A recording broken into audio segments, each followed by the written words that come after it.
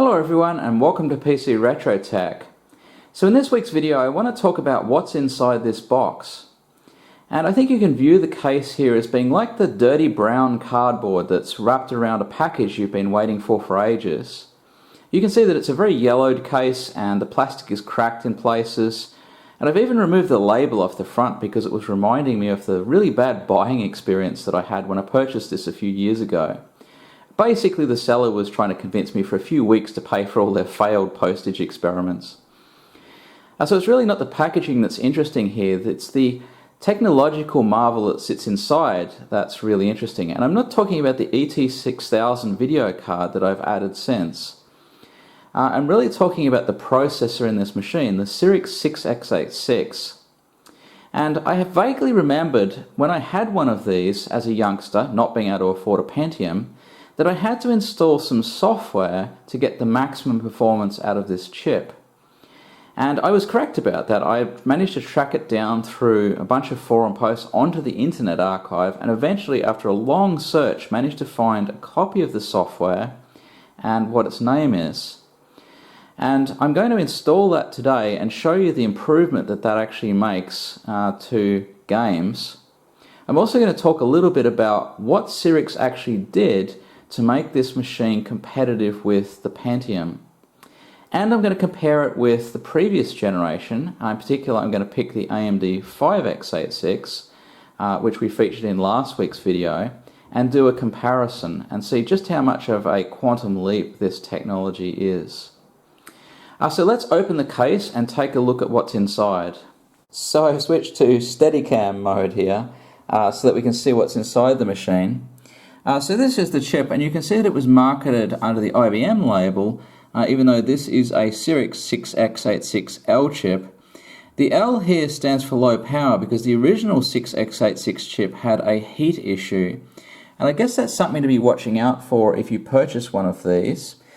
This is the heatsink and fan that I'm using, which is not terribly beefy, but I have actually got heatsink paste on this just for good measure. So the chip itself is running at 133 megahertz, although they gave it a Pentium rating of 166 plus.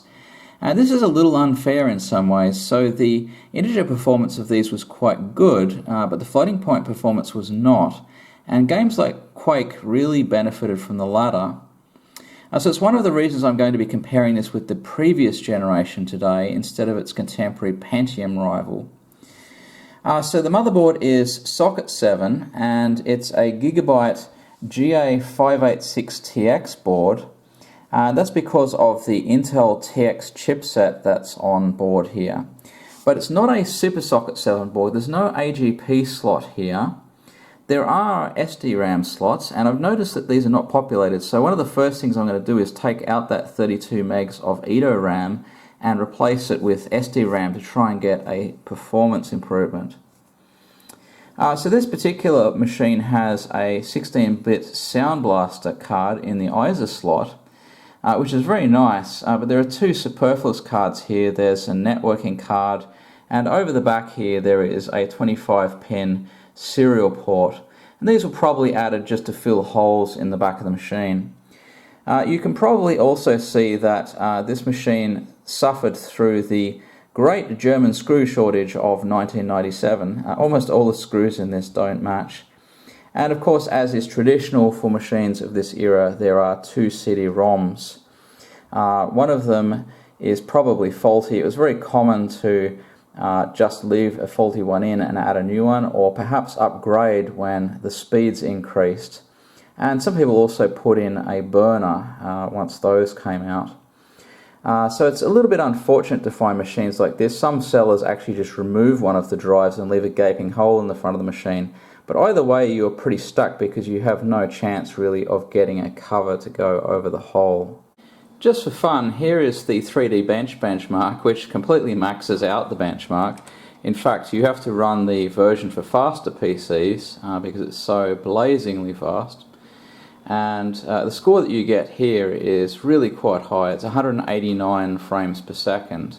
So the Quake benchmark just flew through at a blazing 24.4 frames per second, and this is actually more than 50% faster than the overclocked 5x86 chip.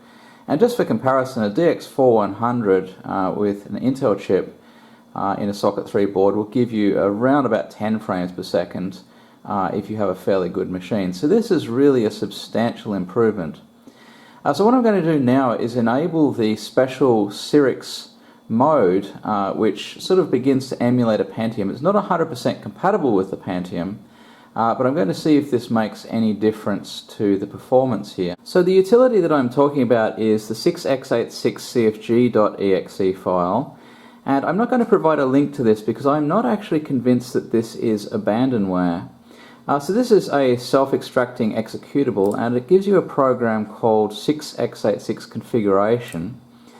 And it gives you 2 pages of options here which you can basically select if they're available. So I'm going to switch all of these on. There are some that are not available for my chip. There's also a I/O recovery time delay that you can set here, but it's already on no delay. And there's also a detect current state which will show you which things are enabled and which are disabled.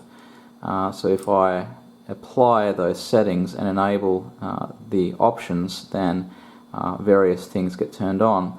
Now this is a Windows program, but as far as I understand it, it is setting control registers within the CPU itself. So I'm going to expect that these configurations stay active once I exit into DOS mode. So we'll go back to DOS mode and try Quake again. So as you can see, there's very little difference at all, and some people believe that there is a small difference, but I think after running the timings a few times, it's clear that there's just some variation in the timings. So Quake either wasn't one of the games that was affected by this setting on the processor, or more than likely the version that I'm using is patched to support the Cyrix processor, regardless of what mode it's set in. So for completeness, here are the Quake scores running under Windows itself without going into DOS mode. And as you can see, there's been quite a bit of a drop down to 21.8 frames per second. But this is not a huge surprise. Windows was certainly known for being a bit of a resource hog. And it's not memory in this case. We have 128 megs of SD RAM in this machine. It's probably just a driver in the way, or maybe an extra compatibility layer or two that explains the slowdown. Now as for Quake itself, it is a DOS game, but this shouldn't be relevant. In fact, I discovered that if I restart the machine and have it set in either the 486 or Pentium mode, it retains that mode after the restart of the machine.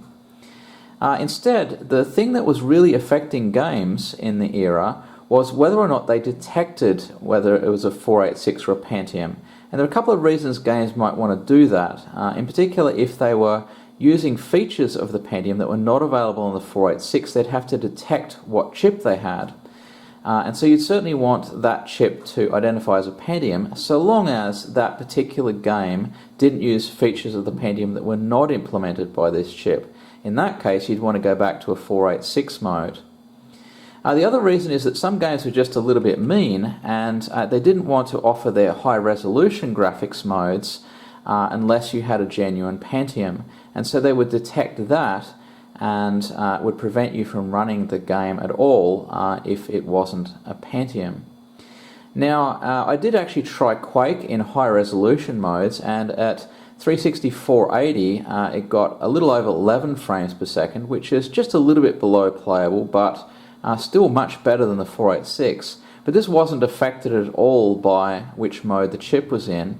And similarly at 640/480, which is what this benchmark is running in, then Quake gave a little over 9 frames per second, about 9.2, but again it was independent of whether the chip was in 486 or Pentium mode. So let me show you another game now that actually does change its behavior depending on what mode you have it in.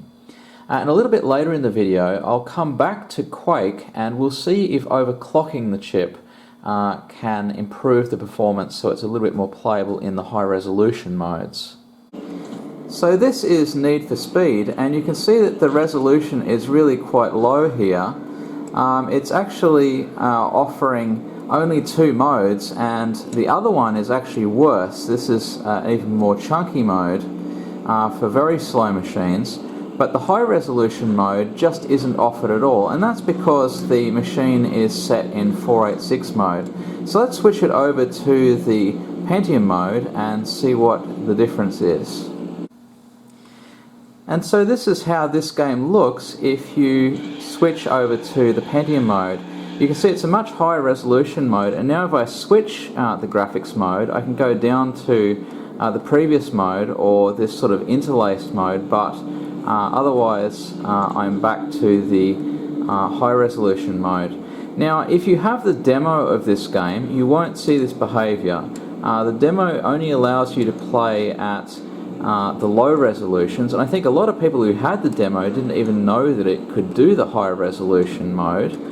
You had to actually buy it on CD because there's a lot more data for the high resolution.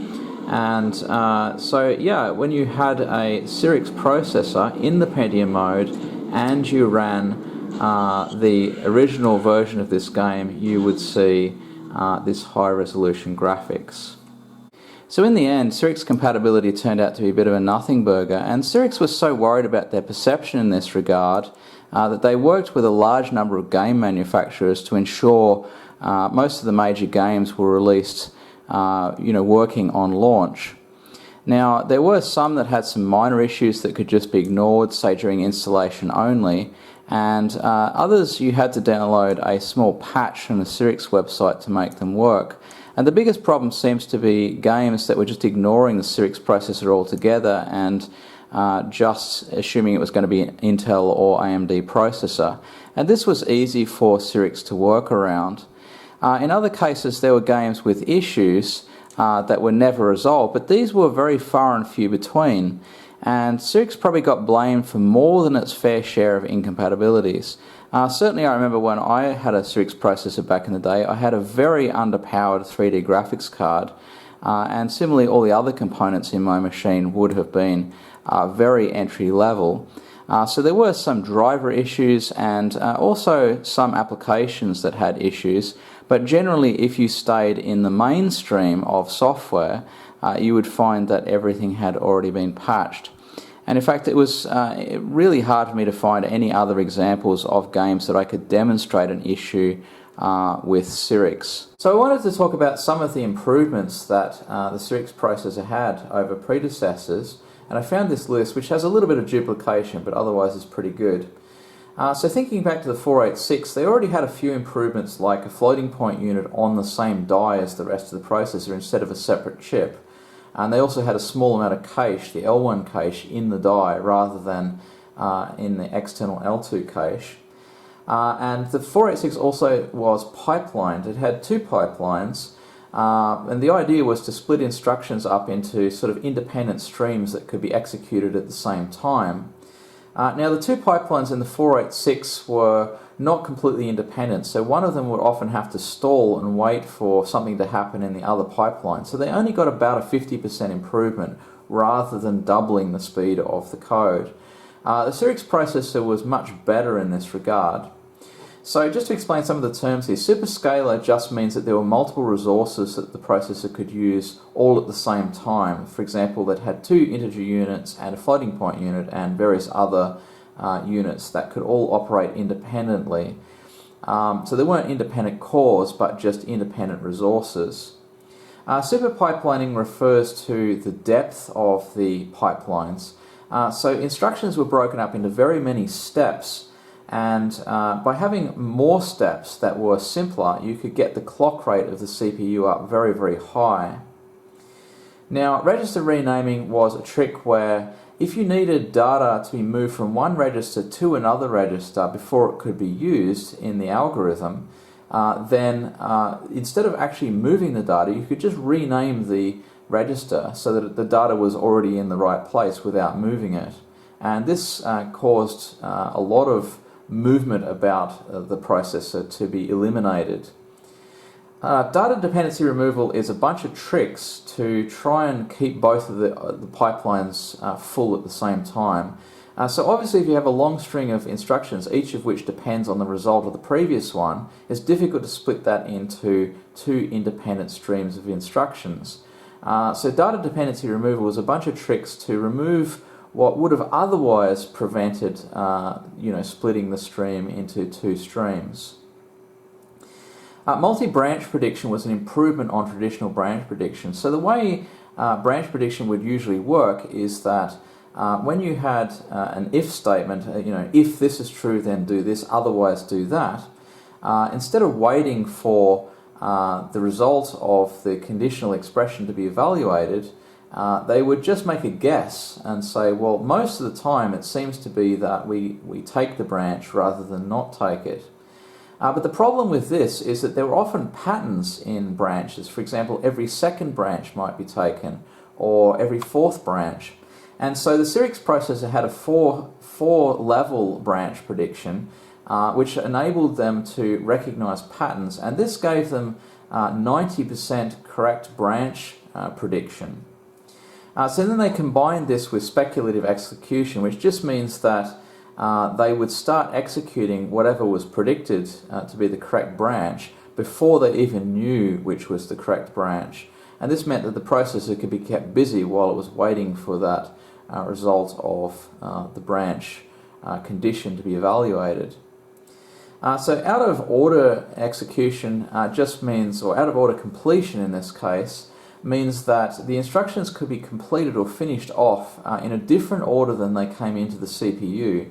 So this affected the last two stages of the pipeline, namely instruction execution and writing back stuff to memory. And just doing things out of order meant that you could make more efficient use of resources. And as I mentioned, it had an 80-bit floating point unit on die and also a 16 kilobyte L1 write-back cache on die. And of course these were things that the 486 already had. But otherwise there were some massive improvements in the Cyrix processor, and many of these were similar to what was happening in the Pentium, but a lot of these were taken from supercomputers that had been developed up to that point and were sort of known tricks for speeding up performance. So I want to get back to speeding up this processor, and I'm going to go through the BIOS and optimize all the options here, but I also want to do some overclocking. Now you have to be a little bit careful with overclocking the Cyrix because it can overheat, especially that first version which suffered from a heating issue. Luckily I have a BIOS here with a temperature protect option for the CPU, and it's really designed for overclocking. And I'm going to focus on Quake for the benchmark because it was Quake and other 3D shooters that really were the death of Cyrix. They didn't have a very good floating point unit in the Cyrix, and those kind of games really needed a good floating point. So let's see what we can find here and see how much we can speed up the processor. So quite a lot of the options in the BIOS were not maxed out, so with all of them maxed out I still get only 9.3 frames per second at 640/480, and I get 11.6 at 360 by 480. So this really doesn't make much difference at all, which is quite a contrast to the Socket 3 system where the BIOS settings are absolutely critical. So I'm going to go ahead now and try and overclock the CPU, but the other problem here is that the Cyrix CPU is not very good at overclocking. Because they're at the budget end of the spectrum, they really ran things out to the maximum that they possibly could, and so there was very little overhead for overclocking. So I think it's very unlikely that we're going to see 640/480 at 12 frames a second, which I would consider the absolute minimum playable. It might be possible that we get the 360 by 480 to 12 frames a second though. As you can see, I've had no luck with getting the frame rate up. It's still at 9.3 frames per second. And there's a few reasons for this. The first is that it seems most of these early Cyrix 6x86 processors were stuck with a multiplier of 2. Now some people have reported that they get 2.5, but this seems to be very rare. If I select that option, the machine will boot up, but it still seems to be using a multiplier of 2. Now the other issue is that this is an Intel TX chipset on this motherboard, and of course Intel were only interested in supporting their own processors really, and so they limited this to 66 megahertz, which is all they needed. Some Cyrix processors ran at 75, but you would have to run them on a different motherboard. Now I could go out and get such a motherboard, but I've read that 75 megahertz tended to be too unstable, and so it really wasn't worth trying to run at that frequency. And in any case, overclocking these CPUs was a bit hit and miss, and some of them would actually just die at the higher frequencies. So I don't think I'm actually going to bother doing that. I think the conclusion really is that these are not good overclockers at all.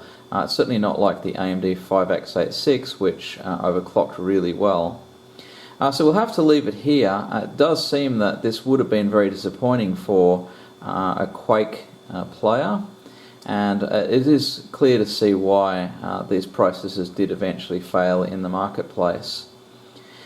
So anyway, I'm going to leave it there for this week. Obviously there's a holiday season coming up, and I probably won't be producing a video every single week, but we'll be back to a normal schedule hopefully in the new year as time permits, and so we'll see you in a later video. Bye!